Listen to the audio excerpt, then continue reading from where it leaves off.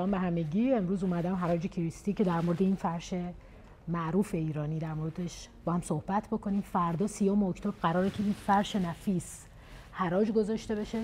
اطلاعاتش رو اینجا نوشتن، خیلی کوچیکه ولی اینجا هم در موردش کامل توضیح داده شده و تو توضیحاتش نوشته که مال شمال غرب ایران و شهر هریس هست که سرچ کردم گویا اونجا فرشای خیلی خوبی رو برای فرشای دستباف و ابریشمی میبافن.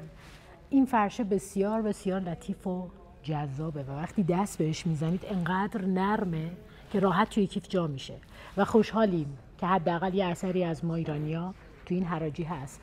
این توضیحاتی که در مورد فرش گفته شده اینه که این فرش 4 باغه و وسطش هم خورشیدخانه ها یا مثلا خورشیدخان میگن که گویا توی فرش بافی خیلی معروفه. دور تا دورش هم که میبینید کلا درخت و شادابه و به نوعی مثل این که سمبل نوروز هم هست. همچنین در وسط فرش شما نوشته ای رو میبینید، یک شعر خیلی معروفی از جامی، یه مقدار حفظ کردنش سخت، امیدوارم بتونم خوب بگمش. خوش آمدی که خوش آمد مرا ز آمدنت، هزار جان اگر